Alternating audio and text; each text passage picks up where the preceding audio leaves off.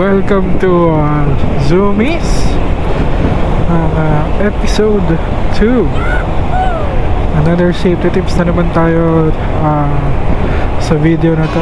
Nakaraan, pinag-usapan natin ng tips sa paggamit ng signal light sa tuwing mag-change lane.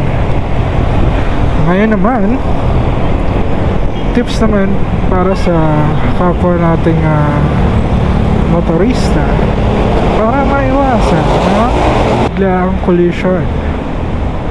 Una sa lahat, kailangan kapag nagmamotor tayo or nag-i-scooter, huwag natin tutukan yung mga sasakyan. Sabi nila kailangan defensive driving. Also, madalas kapag makikita natin mga motorista na masyado nagmamadali, kaya nakakasingit sila kasi maliit na space lang ang kailangan. Ang gagawin natin, huwag natin tutukan yung nasa harapan natin. Lagi tayong pumesta sa side mirror nila kung saan visible tayo. Kanyari yan, sample itong van. So nakikita ko yung driver sa side mirror. So ibig sabihin, pag nakita ko siya, nakikita niya rin ako. So hindi siya magugulat, although meron silang rear view. Para sa akin, mas maganda na sinasanay natin na tinututukan natin yung mga sasakyan sa side mirror nila. Una sa lahat, bakit sa side mirror? Pag halimbawa nasa likuran tayo, may tendency na masasanay tayo na binubuntutan natin yung mga sasakyan sa likuran.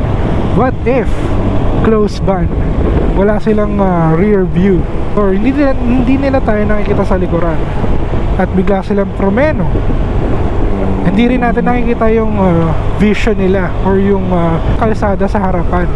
So pag halimbawa nagpreno sila, doon na yung tendency na magugulat tayo or hindi tayo makakapag-react agad at babangga tayo sa likuran nila, diba?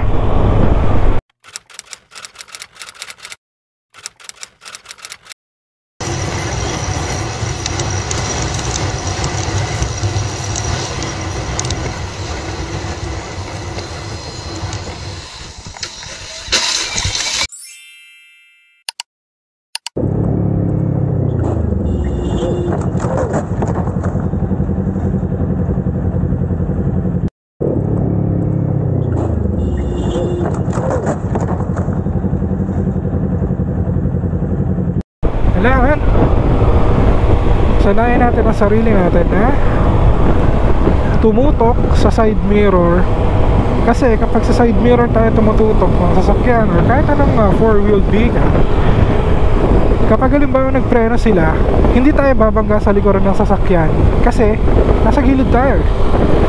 Also, makikita natin kung ano yung nasa harapan nila para makapag-react tayo agad. Mamaya, kapakita natin dito tayo ngayon sa kahaba ng Marcos Highway. Pupunta tayo ng Quezon City ngayon. Laging tatandaan, kapag halimbawa na four-wheeled vehicle, lagi tayong tumutok sa side mirror nila. Mahigit sa lahat, ito, dapat maging disiplinado tayo sa mga pag-singit-singit dahil syempre,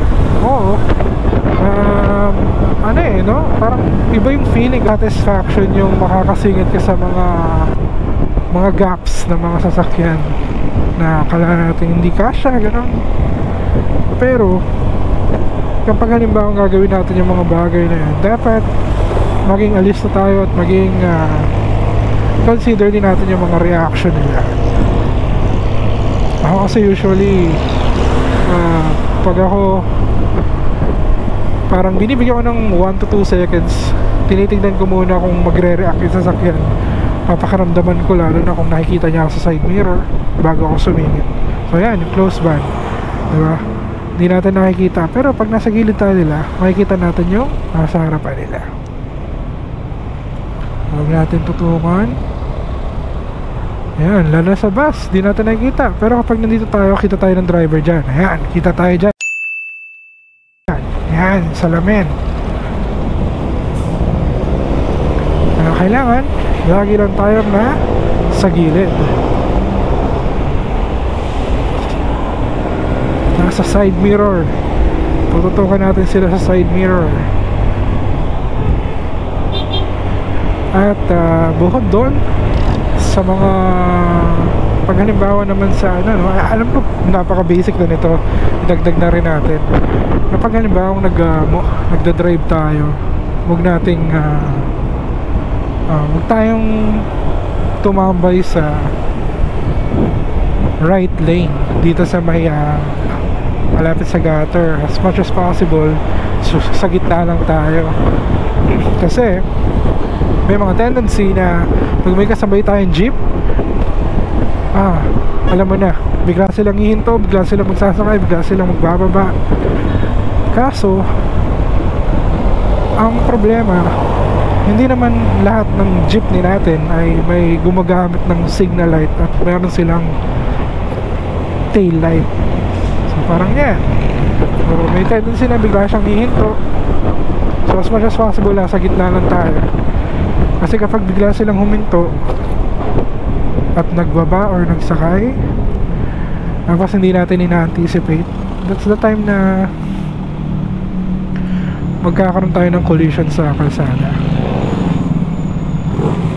At higit sa lahat, respetuhin ang pedestrian lane.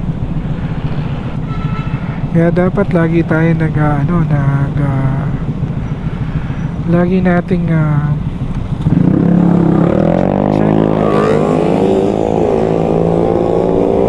paligid natin. Ay, ano ba nakuha nila sa maingay na motor? 400cc ba yan, sir? At higit sa lahat, mag-minor. Laging mag-minor kasi yan ang pinakamahalaga sa lahat.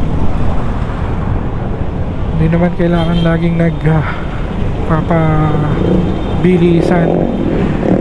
Hindi naman kailangan laging nagpapaunahan sa kalsada. Hindi naman race track ang daanan. So,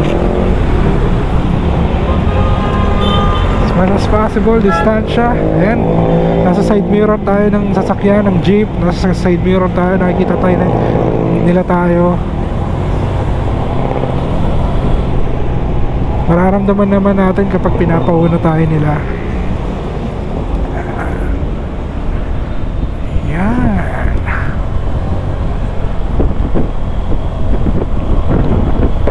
So yung mga tips na yun, yun yung mga, well, di naman tayo professional, pero mga practices yun kung saan makakatulong para sa atin sa pang-araw-araw ng pagmamaneho natin para makaiwas disgrasya, diba? Mas maganda ng may alam, mas maganda na yung may idea tayo kung ano ba yung safe para sa atin. Kasi hindi naman pwede magmamaneho ka lang dyan nang wala kang alam sa mga basic, diba? Basic lang yan, pero mas maganda na alam natin or ina-apply natin sa pagmamaneho. Yung ginagawa natin, pwede rin naman mag-apply yun sa four-wheeled nasasakyan, sa mga kotse, yan. Especially pag may minor, lalo na sa mga intersection, sa mga curb. Yan ang mga mahalaga. Kasi kapag sa intersection, chances na sobrang pagmamadali mo hindi mo na na-anticipate may mga papunta na palang or may mga kasalubong ka na pala.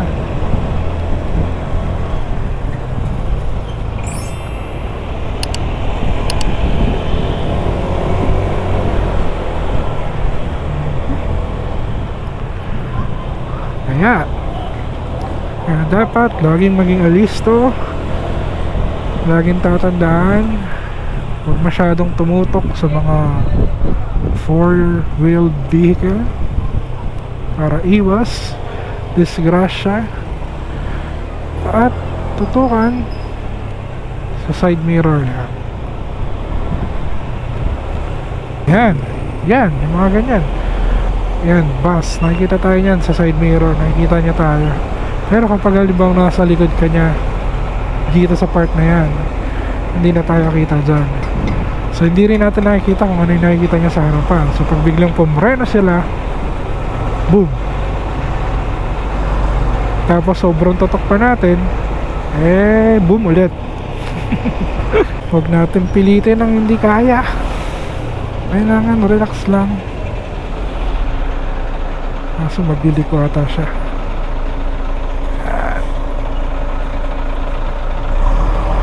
Dito na tayo. Balik tayo dito.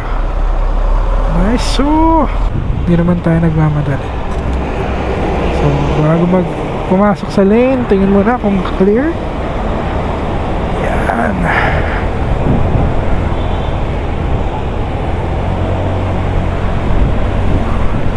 Alright. So